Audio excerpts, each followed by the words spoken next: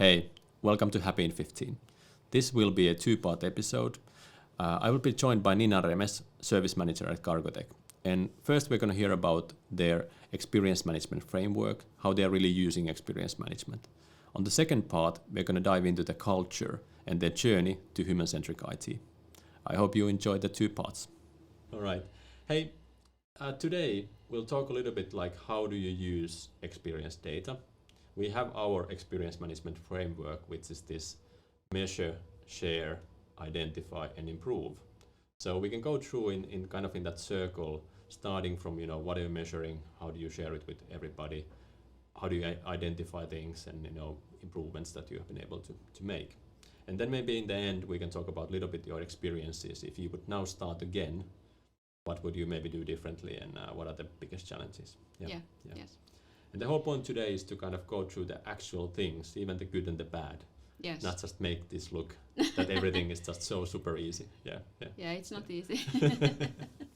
Exactly. So, but hey, let's start from like what kind of experiences do you measure? What do you measure with Happy Signals? Yeah, so we are measuring the ticket volume. Yep. Or ticket data and also the requests. So that's where we started. Yeah. And then now recently we have just started also measuring the IT experience. Okay. So basically those two. Yeah. And they go hand in hand. Yeah. Yes. And I think what do you mean with the IT experience is that you are measuring, for example, the devices. Yes. So laptops, mobiles, remote how people work. feel about them, remote work, yes. Applications as well, right? Yes, we have quite many applications that we are now measuring. Yeah. I think it's over 10. Even Yeah. we have a lot of more applications, of course. But Yeah.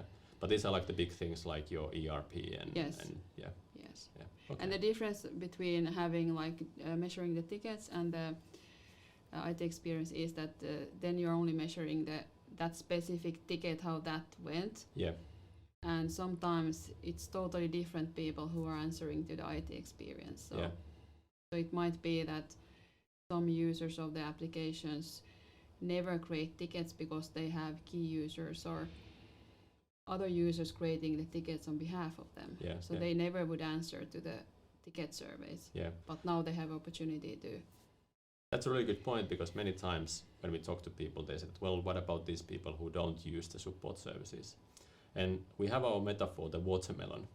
Did this, when you started to also measure the non-ticket based, did it reveal kind of a watermelon effect that there are actually? Yes. So how did that? So usually you in the ticket data many times you get quite good feedbacks also, or more good. Yeah. Good and bad, and then when you measure the IT experience, you more get the reality how you feel that there is the watermelon effect. Yeah. And that's good. And also you are measuring the both metrics that we use, which is the happiness and then the productivity side as well. And of course in the ticket-based thing you measure like how much did you waste time on this specific thing. But then in the other area, it's more like generically, like how much do you usually waste time on with the laptop or with the ERP or stuff like that. Yes. Yeah, cool. This is now this is like continuous. So you're measuring, like you're asking, for example, remote work about like some tens of people per day. You're not sending it to 11,000 people, instantly. But how was it before? How did you do this? Before you had this continuous way of measuring?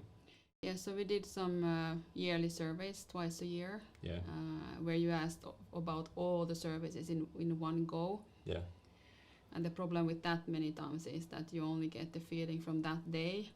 Yeah. And then maybe the audience is not the correct one because you also need to answer to maybe questions that is not relevant to you. So like it takes a long time to do the survey maybe. And like if you don't have a company mobile phone or stuff like that, you're maybe not using a certain ERP or something. True. Yeah. Okay.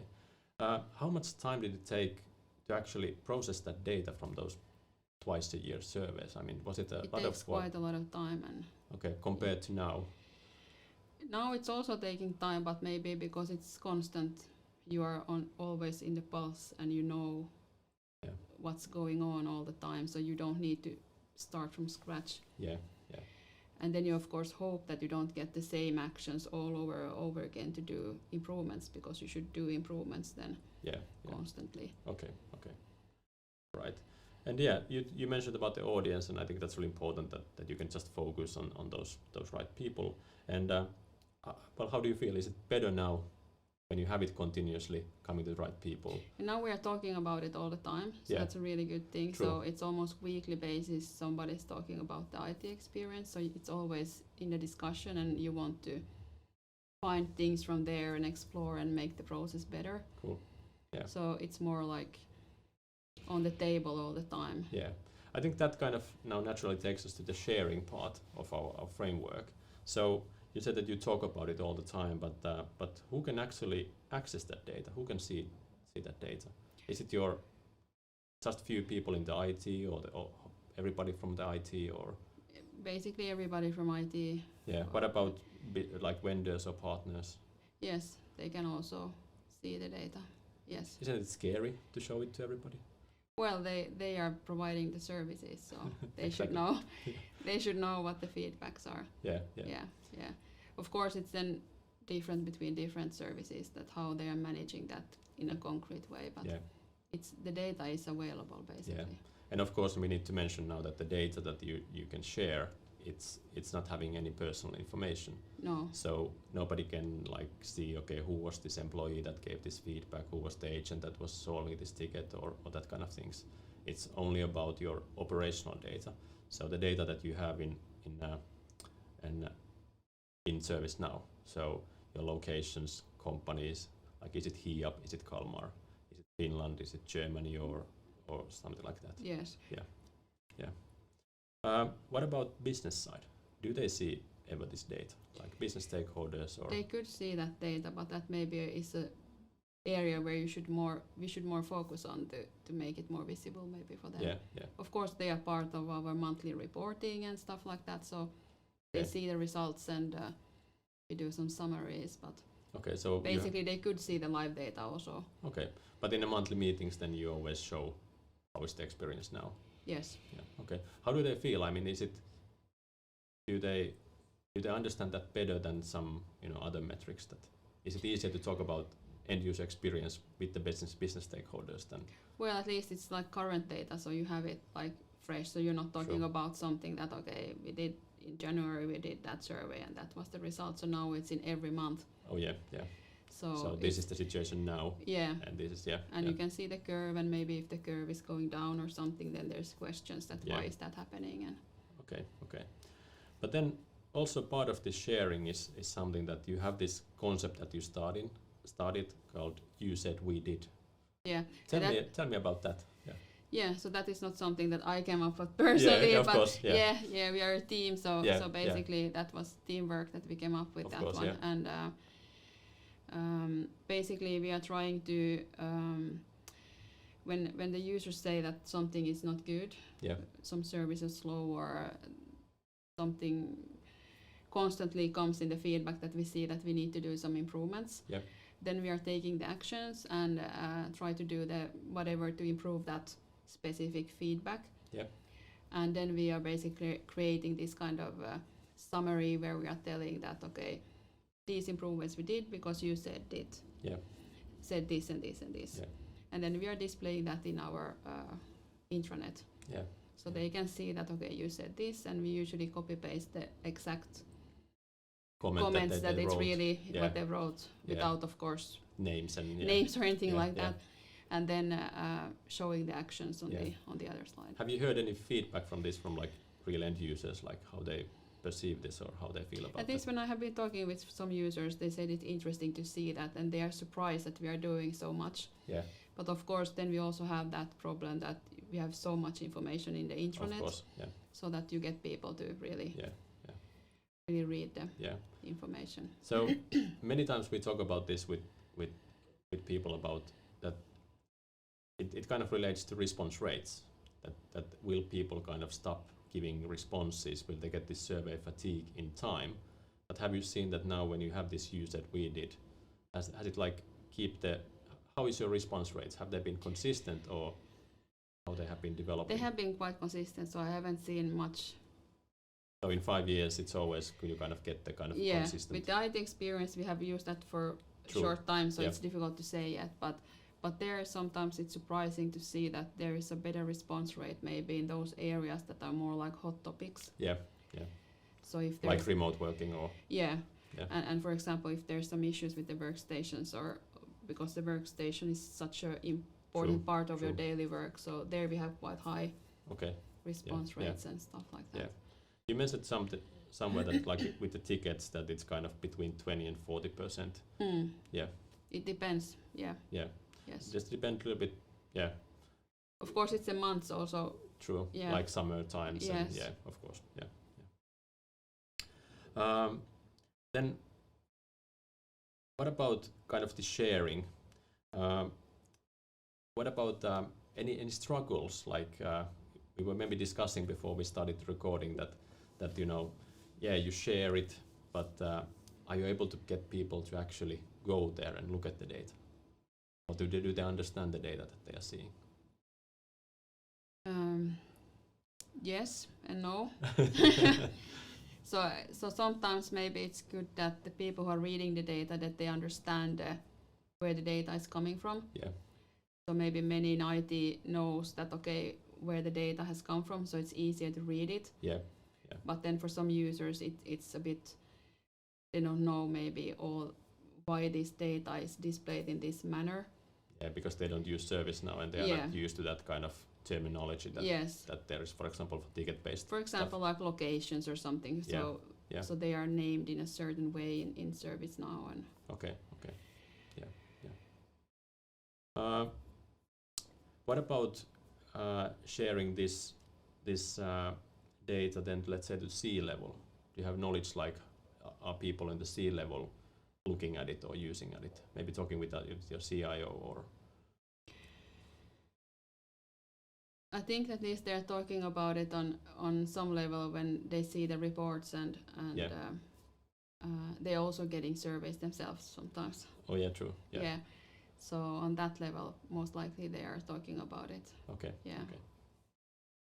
What about we were talking a little bit like this non-technical people. So I'm kind of going around and round. I just want to kind of really understand that in what kind of meetings do you use this? So when you're having meetings with non-technical people, do you then bring up the experience data or say what people, or do you use this use as we did type of approach with the non-technical people, or any thoughts on that?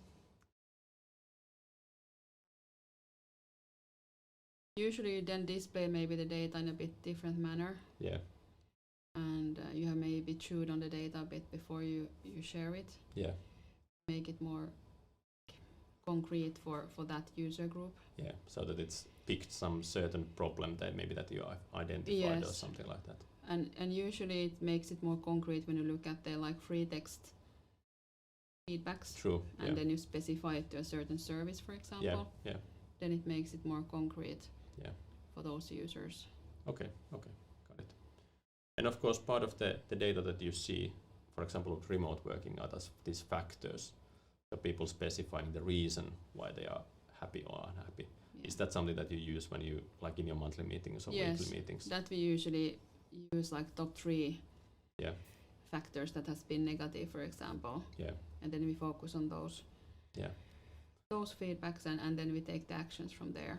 Cool. And try to understand, for example, on the workstation part or the VPN or something like that it's slow or something like that. Yeah, exactly. Well, then maybe let's go to the kind of the identifying things. So what kind of things do you actually, any concrete things that you have been able to identify? Let's take like remote working, which is now, in the past year and 2 has been pretty big thing. So anything like how have you used the remote work measurement to maybe find some things? So what have you found from that data?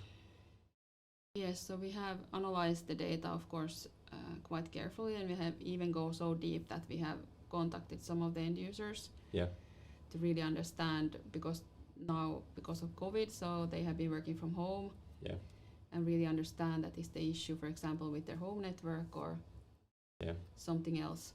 Yeah. And you mentioned also that they were maybe using some devices and applications that you didn't even know about, like iPads or stuff like that.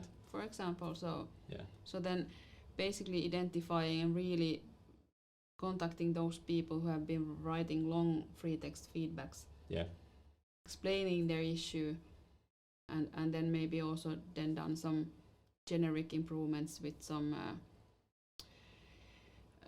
handling of the VPN tickets also, that because many times they are quite complex tickets, so improving the instructions and the training with the team, and there we have seen some improvement in the scores. And I remember that you mentioned something like there was like a 3-week network issue that you now, when you have this consistent data, that you somehow realized the drop there, but were you able to then see when you started to fix it that it actually, the experience of people changes when you fixed it?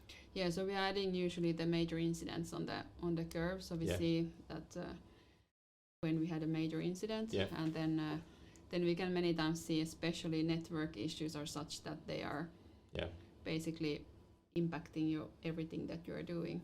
So then you see a drop in the scores, and then usually at some point it will go up again. Okay.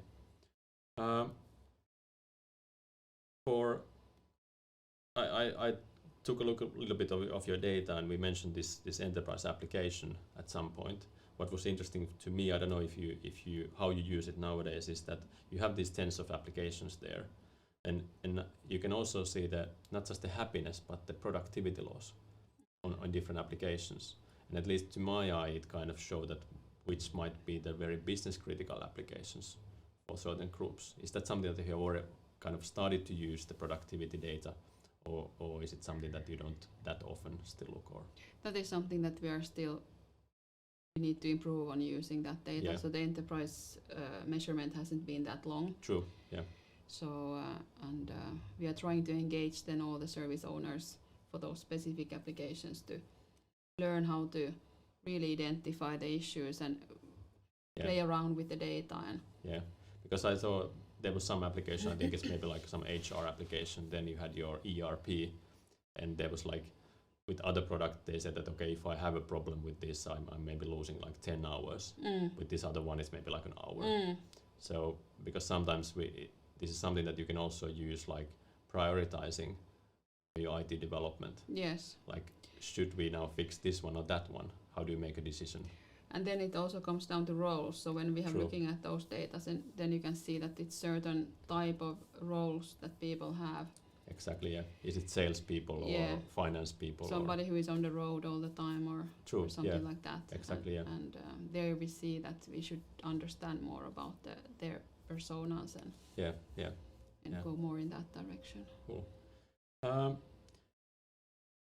The last part of this framework is, of course, the improvement part, and it's everybody is talking about continuous service improvement and continuous improvement approaches. How have you seen the improvements? So actions you have done, have you seen concrete improvements? How have the things changed in the 5 years, or any examples come to mind? So basically, because we are constantly analyzing the data, so there is a running process basically where it's part of our daily work to analyze and come up with actions, and those goes into the service improvement pipeline in a way. And that those are then coming out as something improved. That is something it's part of our work. And I remember in the very early days, you had actually you were changing outsourced service provider, and you had the data before and then after, and then you said that, hey, this data was priceless. Because you could see in the curve exactly what was happening, and you were able to impact and then kind of get back to the level that you, for example, were before you did a big change, because big changes happen all the time. You can't avoid them. They just do happen. But maybe one thing to mention about this is also that it's really about how to manage the feedback, is that sometimes it's really tricky to get people to spend time on the analyzing the data and also get the providers engaged. And therefore it's really important to have that engagement part maybe of the contract, or something that gets their interest in really analyzing the data, and then you get a really good process where it's running all the time. Good. Hope you enjoyed that first part. Join us again next week, and we'll be talking about culture and Cargotec's journey to human-centric IT. See you next week.